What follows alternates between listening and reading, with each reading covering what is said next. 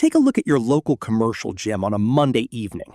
It's packed. Treadmills are full, weights are clanking, and the card swiper at the front desk hasn't stopped all day. From the outside, a gym looks like the ultimate passive income machine. You sign people up in January, they stop coming by February, and you collect their money for the rest of the year. Right? Wrong. The reality of the fitness industry is far more brutal. Behind those mirrored walls is a high-stakes game of razor-thin margins, massive overhead, and constant equipment depreciation. Today, we are breaking down the exact numbers. From the staggering initial investment to the true cost of keeping the lights on, this is the economics of owning a gym. Let's start with day one. You can't just rent an empty room and throw down some yoga mats. To open a standard mid-sized commercial facility in today's market, you need serious capital. We are talking a minimum investment of $150,000 to $500,000 before a single member walks through the door. First, the build-out.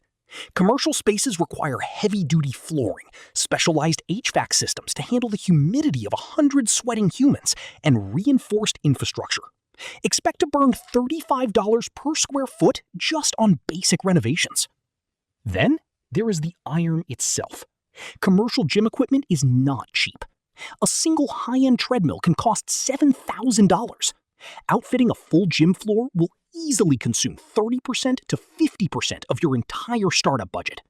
You aren't just buying metal, you're buying assets that immediately begin depreciating the moment they are used. So, you've spent $500,000 just to open the doors. Now comes the hard part, staying open.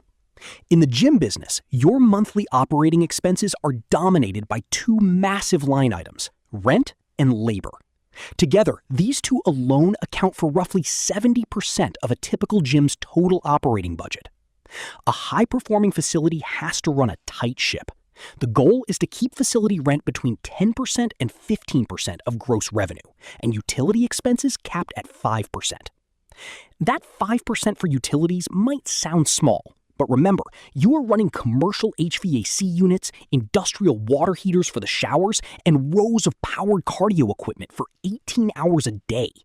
If a major AC unit goes down in July or a treadmill motor burns out, that repair comes directly out of your bottom line. So, how does a gym actually make its money back? The profit margins depend entirely on the business model. Let's look at the traditional high-volume commercial gym. With anywhere from 300 to over 1,000 members paying $30 to $55 a month, the volume is high, but the net profit margin usually hovers between a modest 10 to 20%. Compare that to the boutique studio model. Think specialized cycling, HIIT, or Pilates classes. They might only have 30 to 80 members, but those members are paying premium rates of $100 to $200 a month.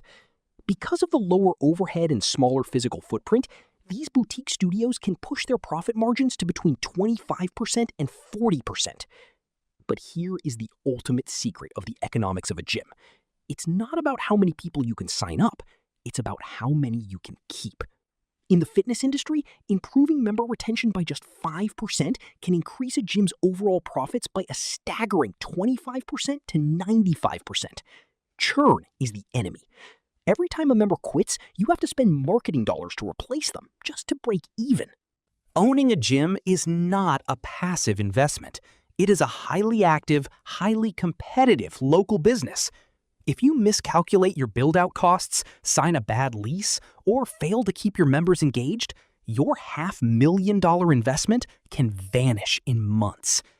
But if you control your fixed costs, dial in your niche, and conquer member retention, a well-run gym isn't just a place to lift weights, it becomes a highly lucrative community staple.